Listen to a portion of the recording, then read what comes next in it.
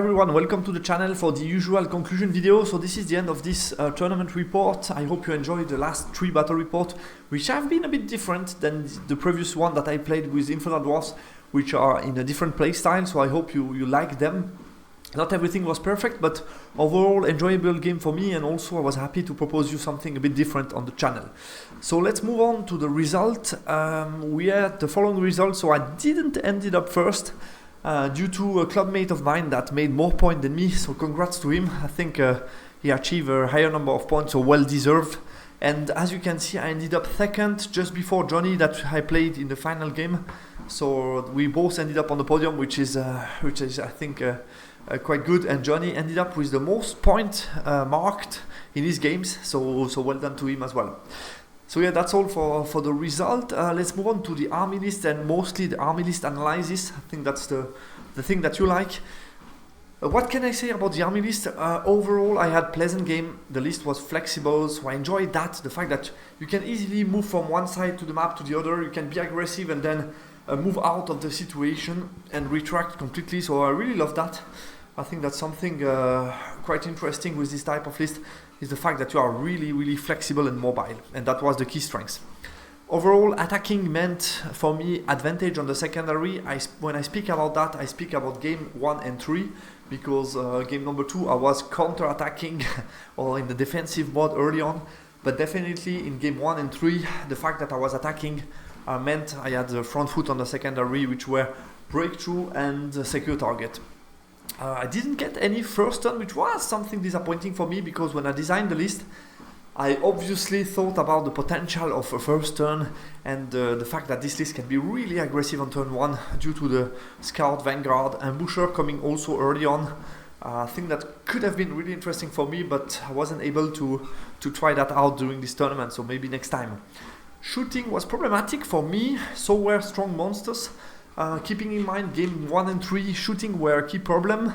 Also game number 1, Avatar, I didn't fancy too much having a combat against him, even against the Rock. And then we saw game number 2, the 2 Scourge were a huge problem for me. Huge problem to deal with in combat, so I think the list was not, the strong pieces weren't as strong as expected. Thinking about Rock and Strike 7 Giant, to be able to solve me the issue against other strong monsters or character in the game wasn't so much the case as I wanted, to be honest.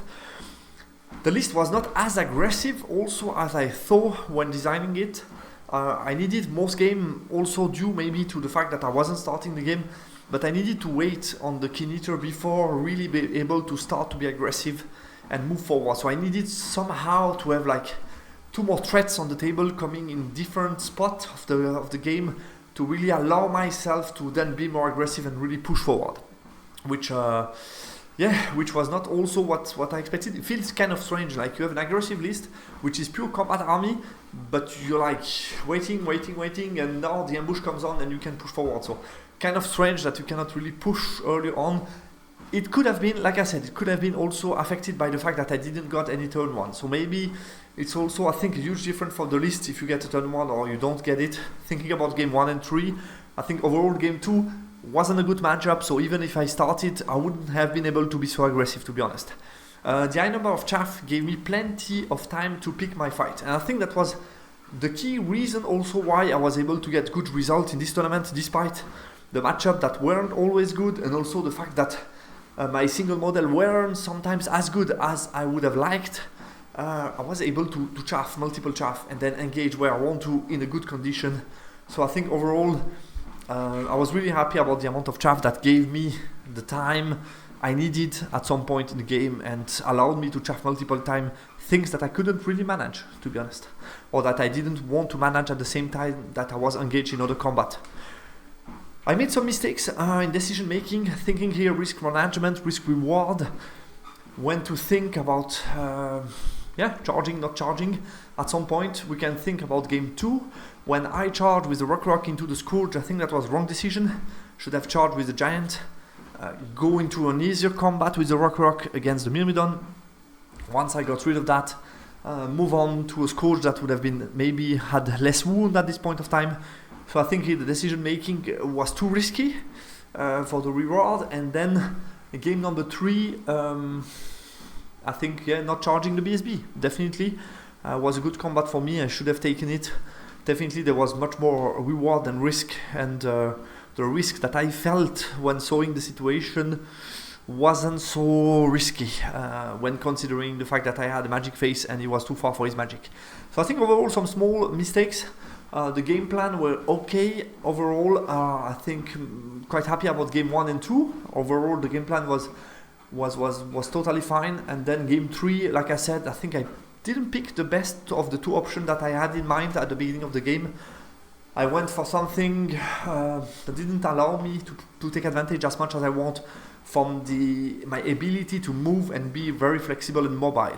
I went into a frontal fight where lateral movement didn't matter much, which is a mistake. So I think, here not pick the right game plan, but like I said, I think mainly I put the fact of the risk management that wasn't always optimal, and also the game plan of game number 3 due to the lack of experience with this type of list in those matchups, and I think with more training I could be able to pick that more wisely. Overall fun tournament for me, not the type of list that I'm used to because it's purely combat. You don't have really time to wait for the opponent because he's going to win from range, so you need to go in combat every game. I think it's cool to play this type of list in solo tournament. In a team tournament, something completely different. But I think it was fun couple of battle report to provide you on the channel, bring something else, bring back the ogres on the table was also enjoyable.